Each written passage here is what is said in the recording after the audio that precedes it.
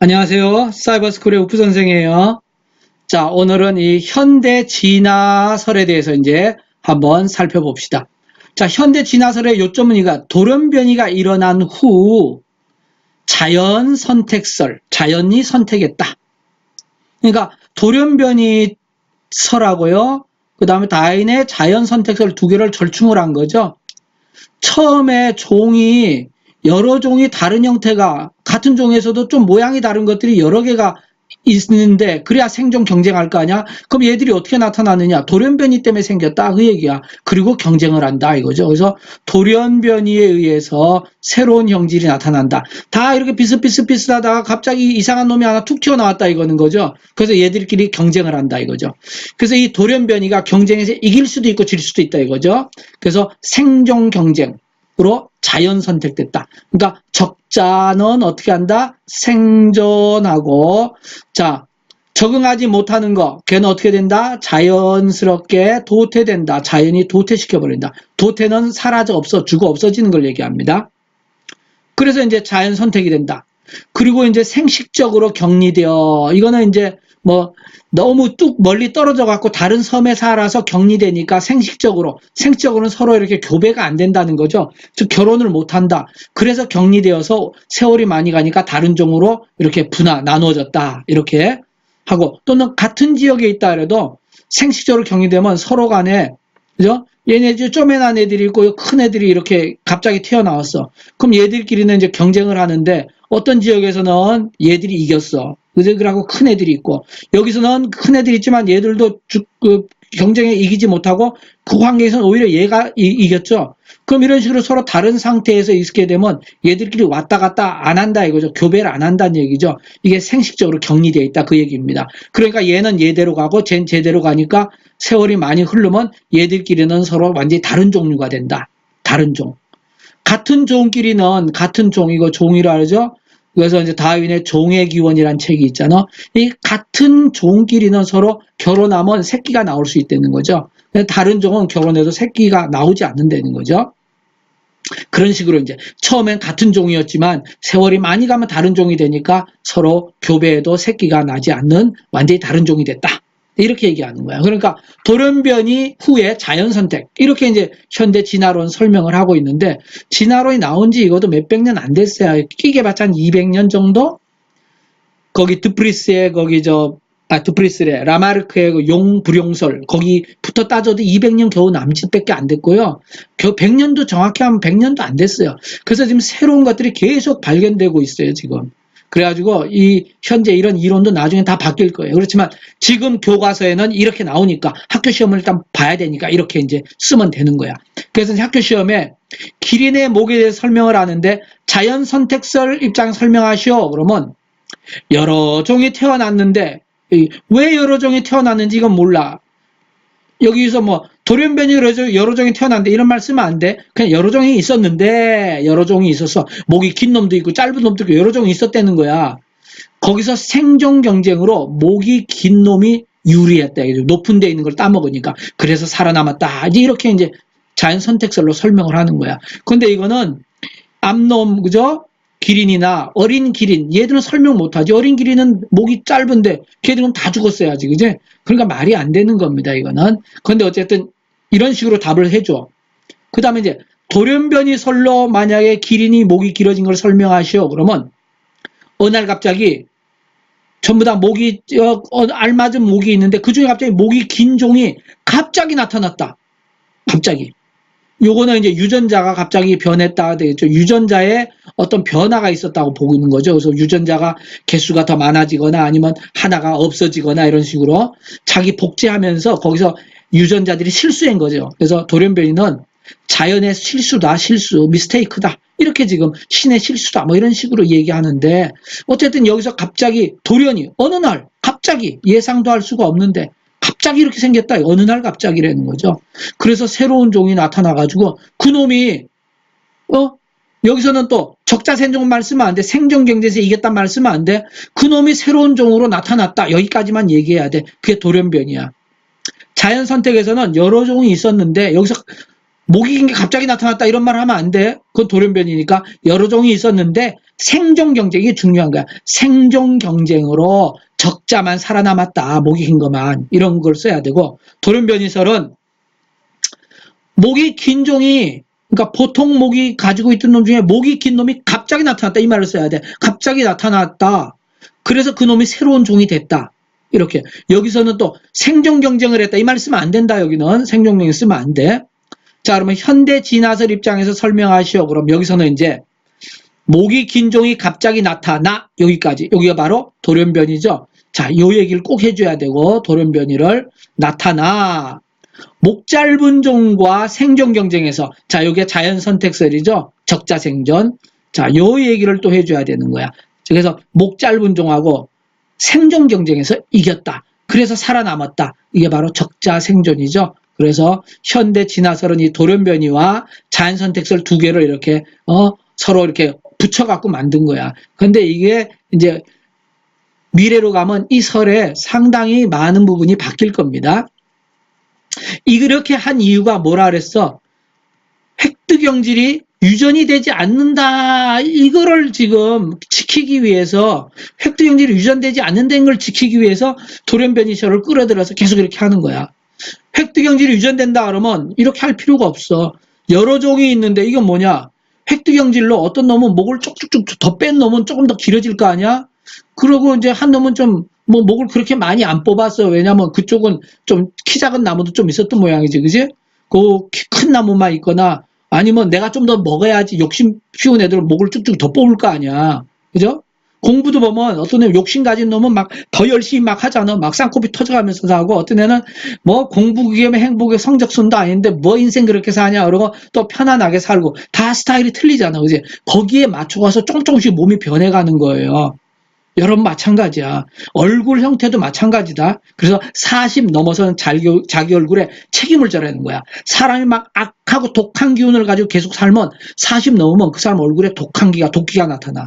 근데 순하게 편안하게 산 사람은 40 넘어도 편안하게 얼굴이 순하게 가는 거죠. 그래서 50, 60 된 사람들 얼굴 보면 그 사람이 어떻게 살아온지 알 수가 있는 거야. 그 사람이 막 악을 가지고 품고 자기가 살아간 대로 그대로 나타나는 거예요.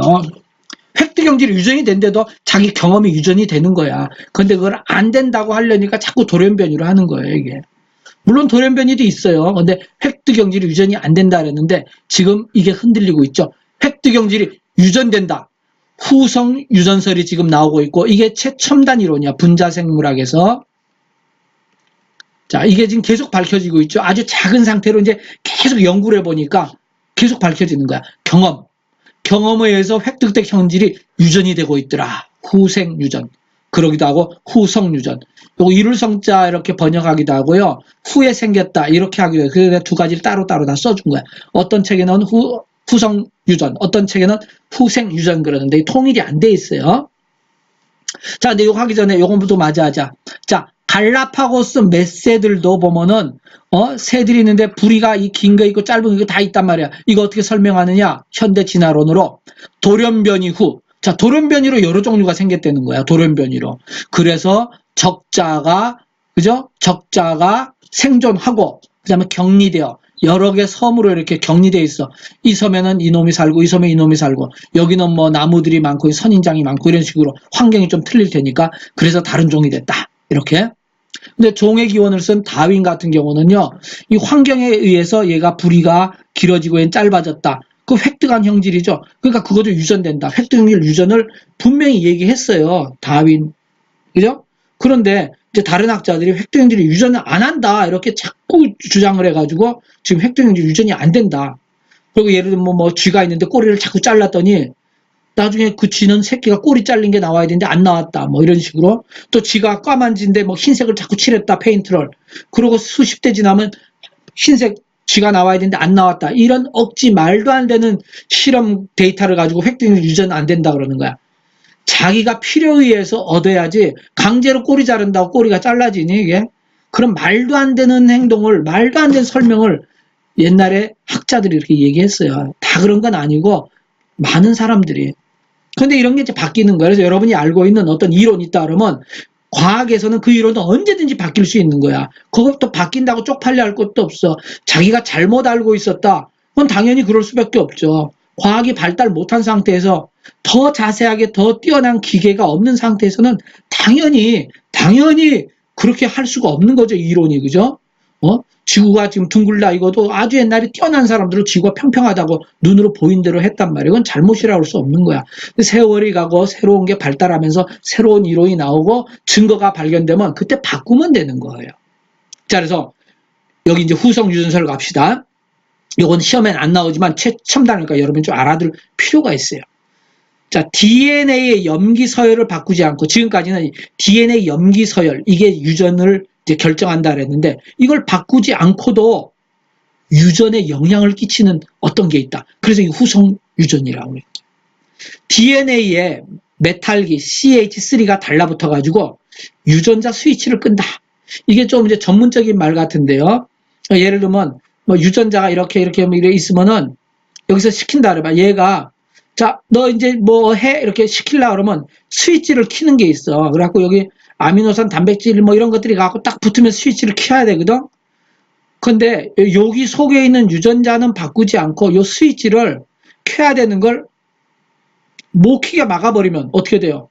그러면 그런 모양의 형질이 나타나지 않겠죠. 그죠? 이런 식으로 어떤 형질을 바꿀 수 있다는 거죠. 그래서, 부모한테 똑같은 유전자를 이어받은 일란성 쌍둥이, 이 속의 유전자는 똑같습니다.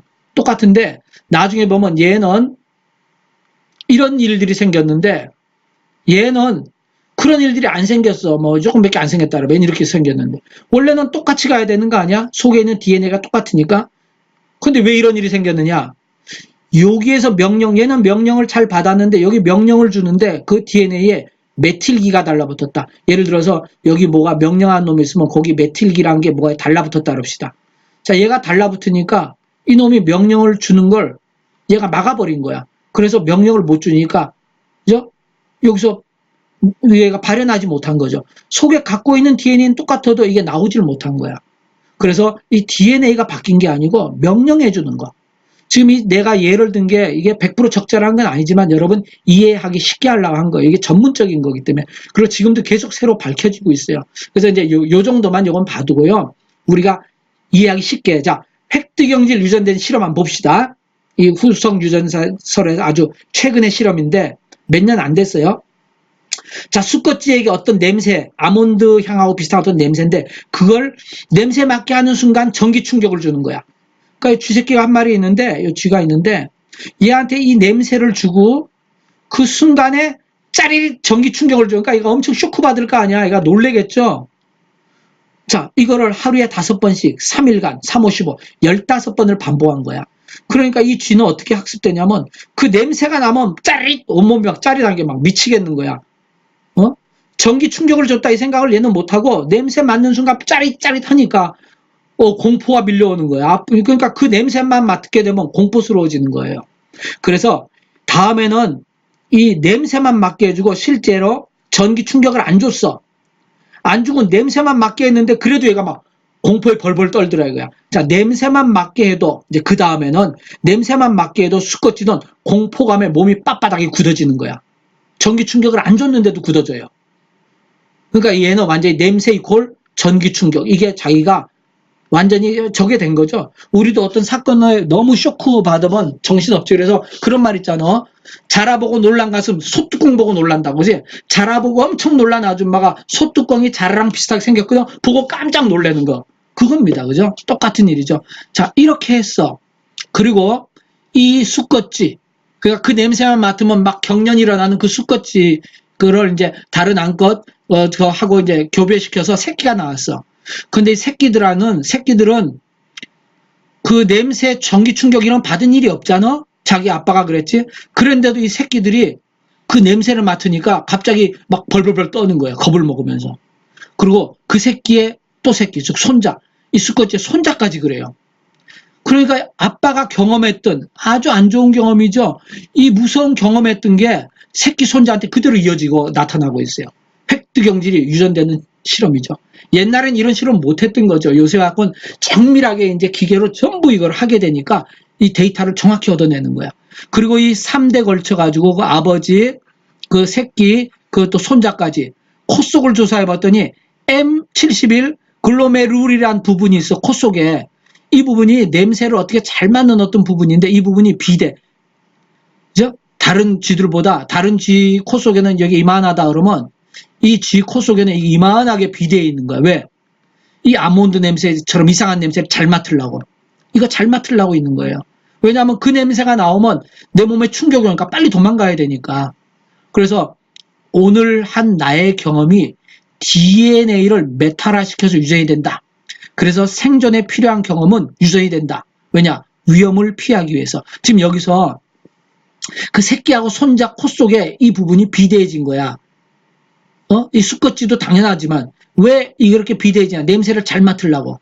왜 잘 맡으려고 그러겠어요? 냄새가 조금만 나면 도망을 가야 되거든. 왜? 몸이 짜릿 움직이니까. 그런데 이런 실험을 안 한 다른 쥐들은 그 냄새 맡아도 도망 안 가요.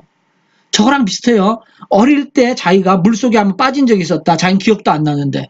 근데 이상하게 물에 가면 물에 들어가기 싫은 거야. 물에 공포증 있는 거야. 몸이 벌써 도망가는 거죠.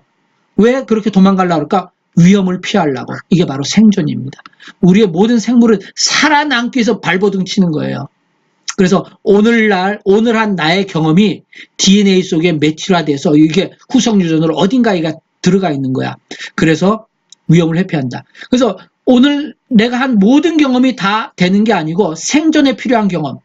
생존에 필요한 경험. 예를 들면 물에 빠져 죽을 뻔했다든지 이런 쇼크적인 거. 아니면 수박을 먹고 엄청 배탈이 났다든지 그럼 나중엔 수박을 안 먹으려고 그래요. 그러면 그 자식들도 수박을 안 먹으려고 그러고 내가 태어날 가능성이 큰 거죠. 그러니까 여러분이 뭐 돼지고기 먹고 찬물을 마셔갖고 설사를 엄청나게 해버렸다. 그래갖고 다음부터는 돼지고기만 보면 막 싫은 거야. 그러면 여러분의 나중에 자녀든 누가 돼지고기를 괜히 싫어할 수도 있는 거예요. 바로 이런 거죠. 그래서 획도형질이 유전이 된다. 획도형질이 유전이 된다고 생각하면 진화가 설명이 굉장히 잘 됩니다. 이게 짧은 기간에도 종이 확확 변하는 것도 설명이 다 되고. 그래서 미래라고 할 것도 없어. 이 후성 유전설이 요 근래 갖고 뭐 1년에 한 10년 전만 해도 1년에 2,500만 3,000편씩 논문이 발표됐으니까 지금쯤이면 뭐 더 많은 논문이 발표될 1년에 수만 편이 발표될 텐데 이제 얼마 남지 않았어. 이제 교과서에 이게 실어질 거예요. 아직까지는 교과서에 없지만. 자, 그래서 여기까지 갖고 여러분에게 진화설 여러 가지 설명을 했는데요. 여러분 시험에는 지금 설명한 현대 진화설 이걸 시험으로 답을 해줘야 돼. 돌연변이 후 생존 경쟁으로 되고 그다음에 격리돼서 다른 종으로 됐다. 후성 유전설 이거는 획도형질 유전된다. 이 내용이 되는 요거는 여러분이 최첨단이니까 알아두라고 내가 지금 이렇게 한 거예요. 상식으로 알아두라고. 언젠가는 교과서에 실리겠죠. 자, 여러분 수고했어요. 자, 오늘 여기까지만 하도록 하겠습니다. 자, 여러분 시험 잘 보도록 하세요. 파이팅!